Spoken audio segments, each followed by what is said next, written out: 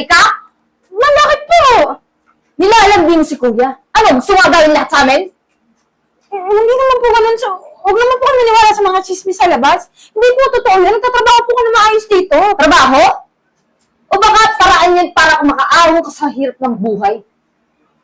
Ako, Pia, tinan mo. Kinukuto ka na kalaro mo sa labas. Siguro dapat ata sa bahay na lang tayo. Nagagalit sa akin yung daddy mo. Aba, parang amo kumakaupo ah. Sarap talaga siguro ng buhay, no? Kapag kumakapit sa mayaman. Madam, hindi naman. Pinapasyal ko lang dito sa park yung alaga ko.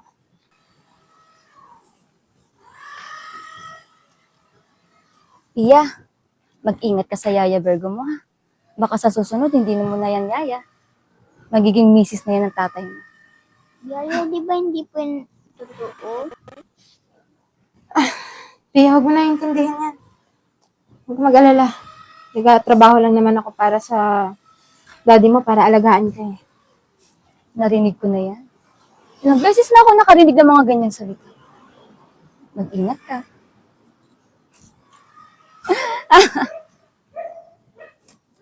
Sige na, maglaro ka na.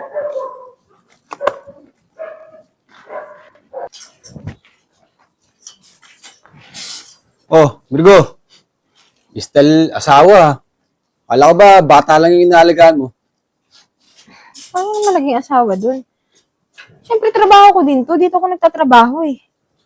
Siguro, jackpot ka pagka nagustuhan ka ni Charles. Tigilan nyo nga ako kakachismis nyo ng ganyan. Nagtatrabaho ko na maayos dito eh. Hindi mo ba alam yung chismis? Buong village na o nakakaalam Ano? na nagpapapansin ka kay Charles. Ba't Ano? mo magagawin yun? Para gumanda yung buhay? Hindi po yung totoo. Mabait po ang Yaya Virgo ko po. Oy, bata, yan ang alam mo. Yung yaya mo, kailan, nanay mo na yan.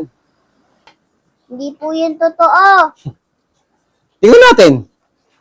Piyak, masok ka na sa loob. Huwag mo intindihan yan.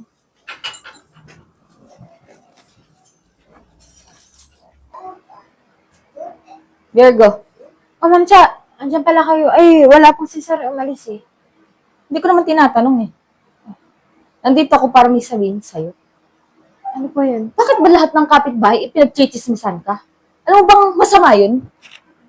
Ma'am Cha, wala naman akong alam eh. Wala naman akong ginagawa sa mga kapitbahay na hindi ko alam ba't akong pinag-iinitan nila. Kung wala kang ginagawang masama, bakit ka na ipinagchichismisan ng ganun? Siguro po kasi mahirap lang ako. Ano naman talaga pag mahirap, di ba? Pinag-iinitan, pinagtutulungan. Ang sabihin mo, ambisyosa ka? Tita, huwag mo na pong awayin si Yaya Virgo. Pwede ba, Pia? Manahimik ka. Bata ka pa, hindi mo pa nauunawaan yung lahat. Pero balang araw, maiintindihan mo din ako. Ma'am Cha, wala ho akong intensyong ganun sa kapatid niyo. Hindi ho ako nagtrabaho dito para landain ang kapatid niyo. Siguraduhin mo lang.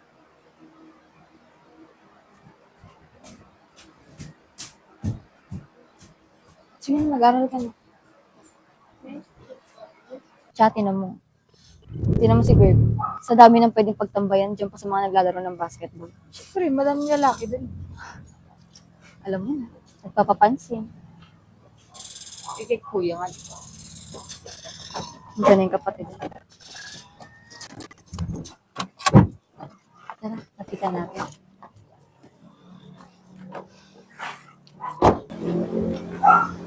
Charles, pasensya ka na ha. Pero sa tingin ko, kailangan ko tong sabihin sa'yo. Yung katulong mo kasi, si Virgo, feeling ko, nagpapapansin siya sa'yo pag nandiyan ka. Ano ba naman yung sinasabi niya? Ano papapansin? Kuya naman. Pwede ba huwag ka magpabulag sa babae mo? Wala ka namang may plano eh. Pero dapat hindi siya magtagumpay. Alam niyo kayong dalawa masyado kayong gumagawa ng issue. Yung taong yung tatrabaho lang naman eh. Huwag na kayo mag-isip ng masama. Baka mamaya kayo may masamang gagawin eh. Kuya, ano ka ba? Inaagaw niya yung attention mo.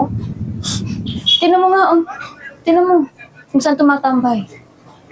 Doon pa sa mga nagbabasketball. O ano tingin mo doon? Hindi lang sa'yo, madami pa. Si kuya talaga baliw-baliw yan. Wow! Tatlo lang yung mali ni Pia. Ang galing naman, kaya lang, madali lang tong isa mong mali. Spelling ng story, dapat Y, hindi E. Okay? Natatandaan mo? Para next time, hindi ka na magkakamali, ha? Yaya, sana ikaw na lang po naging mami ko po kasi yung mami ko po sumama na po sa iba. Ano ka ba? Yaya mo lang ako. Pero pwede mo naman ako maging mami. Kunwari, mami mo ako pag nandito tayo sa bahay, okay? Pero huwag mo na lang sabihin sa mga kapitbahay kasi alam mo naman, inaaway nila ako, di ba? Basta next time, tanda mo na ng spelling ng story. S-T-O-R-Y. Very good. Bakit dito eh? Ay, sir. Sis me. Kakasapin ko lang sana yung anak ko. Sige po, sir. Ang aga niyo naman po ata umuwi. Kaya nga eh. At least may time naman ako sa anak ko. Magluto lang po muna ako ng hapunan, sir. Sige. Anak. Kamusta pala yung pag-aaral mo? Okay lang naman po. Mabuti naman kung ganun. Daddy, ang sipag po ni Yaya po kasi tinutulungan niya po ako eh. Kaya nga eh. Sipag niya, no? Tsaka, di lang mas masipag maganda pa, no? Daddy, alam mo po ba, lagi pong may nagbubuli po kay Yaya. Sinasabi po na may gusto daw po siya sa'yo. Talaga, anak. May gusto sa akin yung yaya mo. Bakit? Gusto mo rin po ba? Ay! Hindi, anak. Actually, alam mo, sabihin mo na sa'yo, huwag pansinin yung mga ganang tao. Pero alam mo, napakaswerte na sa yaya mo. Kung pwede lang sana eh. Siya na lang yung mami mo, no? Ay! Buti pa, anak. Pumunta ka na kay yaya mo. Sige na. At para makakain na tayo, ha? Sige po. Charles, alam mo, sabihin ko na sa'yo, ha? Alam mo, huwag kang magpadala dyan sa yaya mo. Hindi naman sa pinapakalman kita, pero mamaya magsisi ka. Teka lang, tol. Ba't naman ako makangamba? Tsaka, wala namang ginagawang masama yung tao, eh. No, Charles, kilala ko yung mga ganyan tao. Magaling yan. Alam mo, kung kilala mo yun. Mas kilala ko yun. Ano ka ba? Tsaka, ano, dapat din nyo na pinag-uusapan yung mga ganyan, eh. Actually, dapat business nga lang tayo, eh. Sir, kape niya po. Thank you. Charles, katulad yan. Nagpipiling misis. Baka mamaya, gapangin ka na yan. Teka lang, tol, ha. Buti pa nga si Virgo, eh. Nagagawa yung mga ganitong bagay. Actually, pabor nga sa akin, te. Ano ba problema dun? Hindi mo naman kilala yung taong yan. Saan mo ba nakuha yan? Alam mo, tol, kung wala ka namang sasabihin maganda, pwede mong umalis, eh. Kasi pahiya mo naman tong... So Charles, sinabihan na kita. Paala ka na.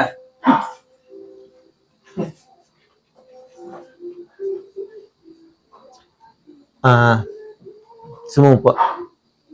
Ako po. Oh. Sir, hindi ko naman kasi alam kung bakit ganyan ako pag-isipan ng mga kapitbahay niyo eh. Wala naman po akong masamang intensyon sa pagtatrabaho ko sa inyo. Wala po akong gusto sa inyo. Alam mo, huwag mo nang pag-iintindihin mo ang sinasabi nila. Tsaka, sigurado ka ba talaga na wala kang gusto sa akin?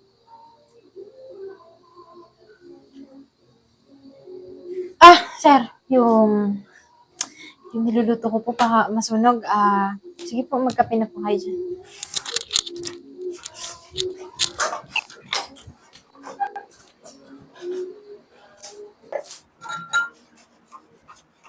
Walang yaka! Kasambahay ka?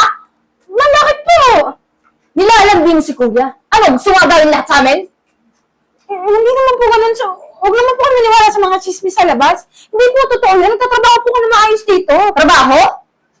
O baka paraan yan para makaawa ka sa hirap ng buhay? Ang ginagawa ko ho, para makakahon ako sa hirap ng buhay, nagtatrabaho ko na maayos. Huwag mo akong pagbintangan. Eh, ano sinasabi nila? Ikaw napakalag... Ginagawa ko. Kuya, di mo ba alam? Kalat na, oh!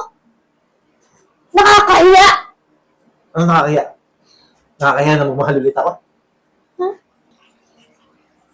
Ano, mahal? Kuya, nahihibang ka na ba? Magmamahal ka na lang? Sa kasambahay pa? Huwag daw mo sasabihin yan, dahil di lang siya basta kasambahay. Siya nag-alaga sa anak ko. Tinuring niya tunay na anak. Ito, totoo. Nagustuhan ko siya. Sir. Sir, huwag mo sabihin yan kasi lalo lang po akong pagchichismisan dito. Kaya ako mag-isisa ka. O baka naman ginayuma ka ng babae? Tumahimik ka na. Alam mo, buti ba, umalis ka na lang dito. Tandaan ko bakit ako sa'yo? Sir, alam ko naman sinabi niya yun para tumigil yung kapatid niyo, pero hindi ko maganda yun. Lalo akong pagchichismisan dito, pati ako kayo madadamay. Totoo lahat ng sinabi ko. Wala akong paalam kung di mo ako gusto. Pero isa lang alam ko. Gusto na kita. Lalo na nung nalagaan mo ng tama yung anak ko. Sir, katulong lang po ako. Hindi po ako bagay sa inyo. Tsaka totoo po yung sinasabi ng mga kapitbahay. Baka po sabihin nila na kaya ako nagtatrabaho dito para akitin kayo. Baka isipin nila, inakit ko po kayo. Wala pong ganong intensyon. Eh, bakit naman iniisip mo yung sasabihin ng ibang tao? Ang mahalaga naman, di ba, gusto natin isa't isa. Isa po? Sir, wala pa naman ako sinasabing gusto rin po kita.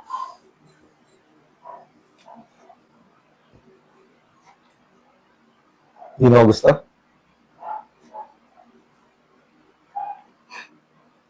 Gusto ko. Kaso sir, katulong niya po ako. Eh, di simula ngayon, hindi ka nakatulong. Wala ka ng trabaho. Sir, huwag mo naman ako alisan ng trabaho. Wala kang trabaho. Pero, akong bahala sa'yo. Kung gusto mo maging nanay ng anak ko,